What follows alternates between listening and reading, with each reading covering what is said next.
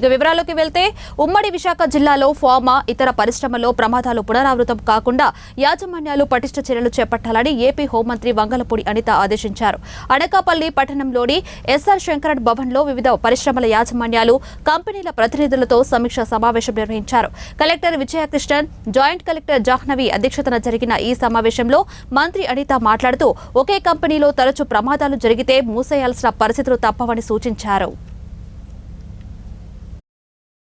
Within 45 minutes to 1 hour లోనే ప్రభుత్వ యంత్రాంగమైన మన కలెక్టర్ గారు, ఎస్పీ గారు, జేసీ గారు, అదేవిధంగా మిగతా డిపార్ట్మెంట్ వాళ్ళందరూ, fire department, NDRF, SDRF within 1.5 hours లో మొత్తం అంతా కూడా యజమాన్యం అంతా కూడా అక్కడ చేరుకున్నారు.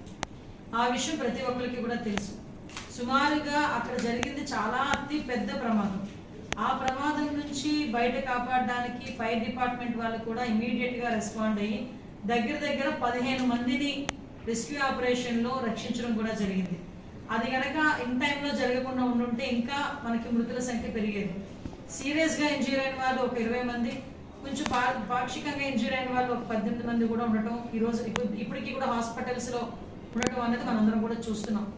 అంటే సుమారుగా 17 మంది చనిపోయిన తర్వాత అంతకుముందు ఇమీడియట్గా రెస్క్యూ ఆపరేషన్స్లో కానీ ఫైర్ని కంట్రోల్ చేసే విషయంలోనే కానీ ఎక్కడా కూడా కాంప్రమైజ్ అవ్వకుండా డిపార్ట్మెంట్ వాళ్ళందరూ కూడా దగ్గర మంటలు ఆపిన తర్వాత ఆ రెస్క్యూ ఆపరేషన్స్ అన్ని జరిగి ఏవైతే డెడ్ బాడీస్ బయటకు తీసుకొచ్చారో ఆ డెడ్ బాడీస్ అన్నింటినీ కూడా కన్సర్న్ ఇక్కడ కొంతమంది ఎన్టీఆర్ హాస్పిటల్కి కొన్ని కేజెస్కి తరలించి మిగతా వాళ్ళందరినీ కూడా ఇమీడియట్ గా ఎక్కడ హాస్పిటల్స్ ఉన్నాయో అన్నింటి దగ్గరికి పంపించడం జరిగింది.